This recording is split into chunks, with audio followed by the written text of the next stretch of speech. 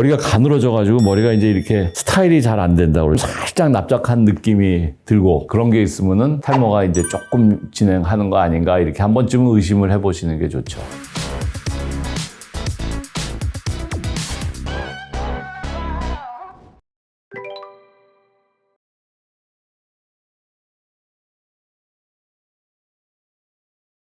안녕하세요. 피부가 똑똑해지는 시간 피부과 전문의 개주원입니다. 오늘은 특별하게 이렇게 보타이를 한번 매봤는데요. 오늘 사실 모신 특별한 게스트의 어떤 이제 상징이어서 이렇게 좀 보타이를 준비를 해봤습니다. 강동 경희대 피부과에서 오랜 시간 동안 탈모의 명의로서 계시다가 정년 퇴임하시고 저희 휴먼피부과 모건점의 심우영 원장님 모셨고요. 마찬가지로 휴먼피부과 모건점의 이승용 원장님 모셨습니다. 안녕하세요. 저는 그 휴먼피부과 모건점 모발이식을 전문으로 하는 탈모 치료를 전문으로 하는 이승용입니다. 피부과 전문의를 하고 모발이식을 전문 치료 분야로 한지 이제 한 13년 정도 된 것 같습니다. 네, 안녕하세요. 저는 심우영이고 34년간을 이제 주로 탈모 환자들만 봐오다가 지난 7월부터 휴먼피부과 모건점에서 근무를 시작을 하고 해서 이제 탈모 환자들을 또 열심히 보고 있습니다. 네, 이렇게 오늘은 이제 탈모의 전문가분들을 모셨기 때문에 특별히 이제 탈모에 대해서 얘기를 해보는 시간을 가지려고 합니다. 저는 탈모 전문 병원이 아니지만 그래도 저희 피부과에도 상당히 많은 탈모를 고민으로 내원하시는 환자분들이 많이 늘고 있고 실제로 SNS나 이런 데서도 환자분들이 탈모에 대한 궁금증을 굉장히 많이 이제 올리고 있고 그에 대한 무슨 탈모템이라든지 아니면 탈모 치료 방법 이런 것들에 대한 소개가 굉장히 많이 글이 올라오고 있고 조회수도 상당히 많이 나오는 걸로 알고 있는데요. 관심이 늘어난 만큼 사실 너무 많은 정보가 있다 보니까 제대로 된 정보를 잘 접하기가 더 어려워지지 않나 그렇게 생각을 합니다. 그래서 오늘은 이제 탈모의 진단과 그리고 어떤 생활 습관 그리고 치료 그리고 우리 모발 이식까지 낱낱이 탈모에 대해서 알아보는 시간을 가지도록 할 건데요. 사실 이제 모든 질환의 치료에 있어서 가장 기초가 되는 것은 질환에 대한 진단이 가장 필요하겠죠. 그래서 우리가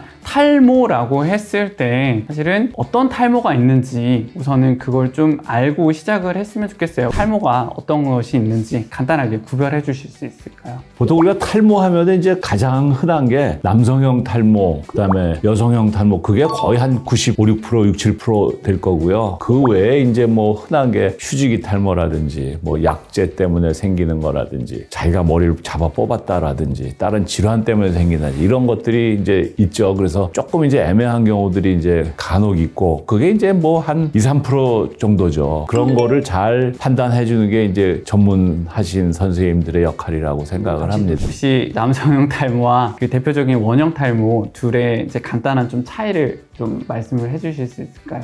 남성형 탈모라고 하면 우리가 흔히 남자들 M자가 올라가고 정수리가 비어 보이고 머리숱이 전체적으로 줄어드는 현상을 이제 그냥 보시면 될 것 같고 사람들이 잘못 오해하는 거는 원형 탈모라고 말하는 게 정수리가 동그랗게 빠져가지고 그걸 원형 탈모라고 엄밀히 말하면 정수리가 빠지는 거는 남성형 탈모의 하나의 그 단계 중에 하나일 뿐이고요. 우리가 말하는 원형 탈모라고 하는 거는 동전 모양으로 빠지는 거고 그게 여러 개 겹쳐서 빠질 수도 있고 머리숱이 전부 다 빠지는 경우도 생길 수 있고 이게 눈썹에도 올 수도 있고 음모에도 올 수도 있고 겨드랑이에도 올 수도 있고 그런 것들이기 때문에 그래서 우리가 원형 탈모라고 가볍게 치료를 어설프게 하다가 전체적으로 몸에 털이 다 빠지는 경우까지 진행이 돼서 문제가 되고 이슈가 되고 그다음에 법적인 소송까지 가는 그런 경우들도 있기 때문에 원형 탈모는 가볍게 치료가 될 수도 있지만 아무래도 확인은 하는 게 맞죠. 부위를 가리지 않고 빠질 수 있고 범위도 굉장히 광범위하게 빠질 수 있기 때문에 어떻게 보면은 굉장히 섬뜩한 질환이긴 하거든요. 그래서 나라에서도 이거를 원형 탈모는 보험으로서 이제 인정을 해줍니다. 그래서 이제 반드시 이제 감별을 좀 해야 될 것 같은데요. 둘은 원인에 있어서 좀 차이가 있을까요? 남자하고 여자하고 생기는 패턴이 좀 다른 게 있고 원인은 뭐 다 유전 때문에 생기는 거죠. 어떤 유전적인 배경이 있는 분들이 스트레스라든지 무슨 다른 문제가 있어서 생긴다 이제 이렇게 하고 한 40년, 뭐 30년, 40년 전 감염병이 참 많았죠. 그럴 때는 우리 몸에 그런 면역 시스템이 할 일이 많았어요. 피부 감염도 막아야 되고 뭐 호흡기, 뭐 감기 걸리는 것도 막아야 되고 여러 가지 할 일이 바쁜데 너무 깨끗하게 키우잖아. 그런 일이 있다 보니까는 우리 몸의 면역 시스템이 할 일이 없어졌어요. 그래서 이러한 그 자가 면역 원형 탈모뿐만이 아니라 뭐 류마티스라든지 또 알레르기라든지 이런 것들이 자꾸 많이 늘어나는 게 이제 의학적으로 정설로 되어 있습니다. 그래서 우리나라보다 좀 어려운 나라 이런 데는 우리나라보다 원형 탈모증 생기는 게 훨씬 적습니다. 그래서 너무 이렇게 이제 깨끗하게 하는 것도 좋지만은 젊은 사람들한테 야, 땅바닥에 있는 것도 주워 먹고 뭐 이렇게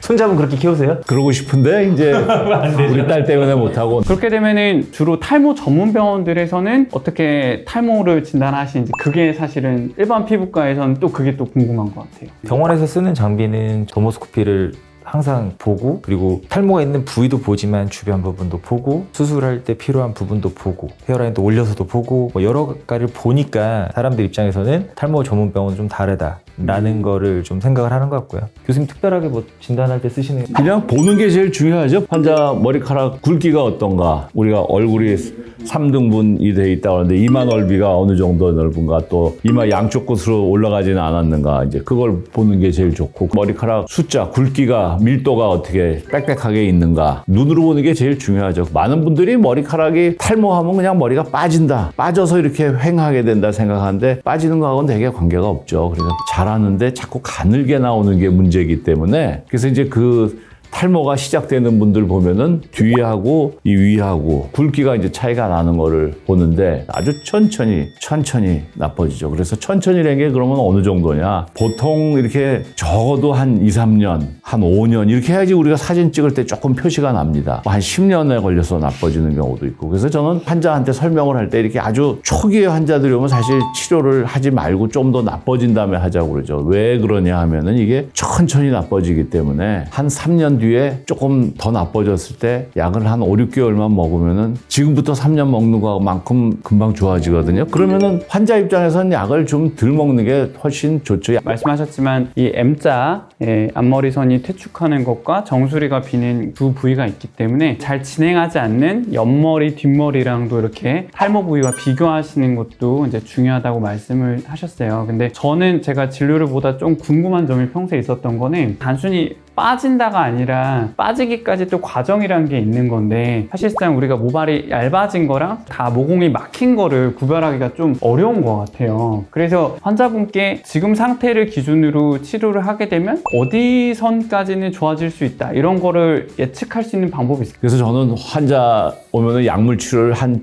사진을 수십 장을 걸어놓고 너는 요 정도니까 요 정도 좋아질 거다, 이제 이런 식으로 설명을 해드리는 게, 치료 안 하면 이렇게 나빠질 거고, 이제 이런 거를 쭉 그런 걸 보여주고 환자들한테 이렇게 나빠진다 이렇게 설명을 하죠. 교수님께서만이 이렇게 설명하실 수 있는 수십 년간의 빅데이터가 있기 때문에 이런 경우의 수를 딱 집어주실 수 있는 것 같습니다. 자, 우리 이렇게 병원에서는 이렇게 전문적인 진료를 할 수가 있는데요. 그러면은 일단 내가 탈모가 의심된다라고 했을 때 자기가 좀 약간 평가해 볼 수 있는 이런 방법이 혹시 이렇게 알려주실 만한 게 좀 있을까요? 자기가 탈모인지 아닌지 진단하는 거는 같은 조명 아래에서 사진을 찍어서 본인이 변화되는 걸 보는 건데, 천천히 그것도 진행이 되니까 사실은 알아보기는 어렵죠. 그러니까 자가적으로 저는 진단이 되지는 않을 거라는 생각은 해요. 건강검진을 정기적으로 받듯이, 그러니까 진행이 너무 많이 돼서 오지 않도록 1년 정도는 병원에 와서 당신이 약을 꼭 먹어야 되는 시기가 됐어요 라고 얘기를 듣고, 그 다음에 딱 시기를 정하는 게, 미리 약을 먹어서 낭비되는 그런 노력이나 돈이나 그 다음에 그런 약물에 대한 부작용을 감수하는 그거를 줄일 수 있는 그게 되지 않을까라는 생각을 합니다. 저는 또 한 가지 얘기하면, 이제 사실 이제 탈모가 이제 조금 진행하기 시작하면은 머리가 가늘어져가지고 머리가 이제 이렇게 스타일이 잘 안 된다고 그러죠. 이렇게 조금 주저앉습니다. 그래서 머리가 조금 살짝 납작한 느낌이 들고, 그런 게 있으면은 탈모가 이제 조금 진행하는 거 아닌가, 이렇게 한 번쯤은 의심을 해보시는 게 좋죠. 저절로 머리에 손이 올라가는 그런 말씀을 해주셨습니다. 방금 전에 얘기 주신 것들을 종합해보면 사실 탈모에 있어서 치료를 우선 너무 생각하기보다는 일단 정확히 정확한 진단이 무조건 제일 중요한 것 같고, 가급적이면 병원 오셔서 이게 뭐 그렇게 큰 비용 들지 않으니까 정밀한 진단을 통해서 이게 정말로 탈모가 맞는지, 맞으면 또 어떤 탈모인지 이런 것들을 한번 꼭 진료를 받아보시는 거를 추천드립니다. 탈모의 진단 오늘 여기까지 얘기 나눠보았습니다. 감사합니다.